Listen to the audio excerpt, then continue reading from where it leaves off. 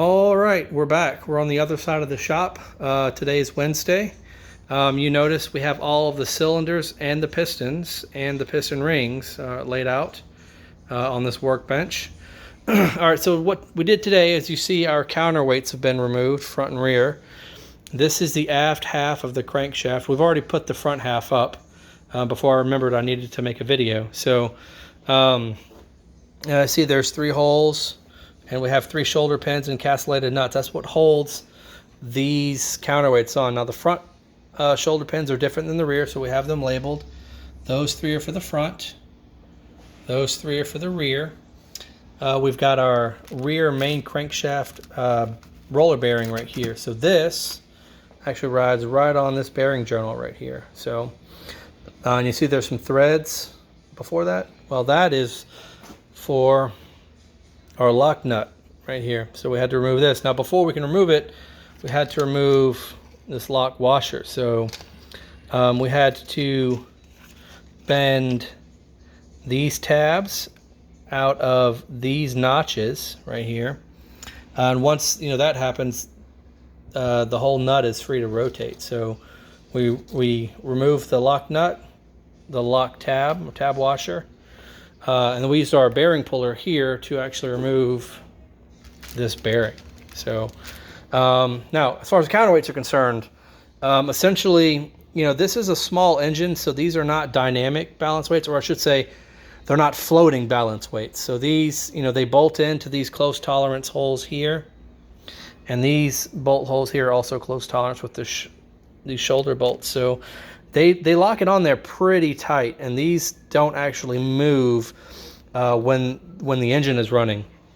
What these are for are so on the opposite side of each one of these, because these fit here, one on the front, one on the rear here, and then one on the front, which would be about right here.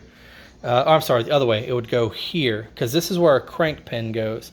And this pin is what holds the master rod, and you can see that this is 180 degrees from our balance weights, or our dynamic counterweights.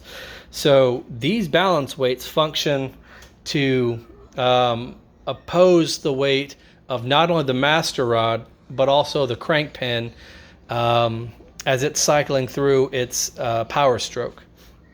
On much larger engines, think your 2-row engines where you have, what do they call, second and third, forget the appropriate term, but there's levels of vibration. The R-2800 had, which is a Pratt Whitney engine, a 18-row or 18-cylinder 2-row engine, had some pretty intense vibrations. And so their counterweights are floating. They're able to move on the crank cheek here, so that they can alleviate those power impulses. So anyway, that's what they do. This is what we did today. We're going to be back at our parts washer there next week, and then I don't know if it's going to be a good idea to film cleaning parts, but maybe I'll do it anyway, and see what the deal is. But that's all for today. So that's the rear half of the crankshaft. Oh, and I'll also point out that this square drive, this is actually the drive for our fuel pump, because this whole component rotates. And on the back, see there's a key here and there's a key there. There's a gear that fits right here, and we actually saw this when we removed the intermediate bearing plate a couple months ago. So this is actually the input that drives all of your accessories. There's a gear that fits right here, and that's how you get that input to drive all those gears.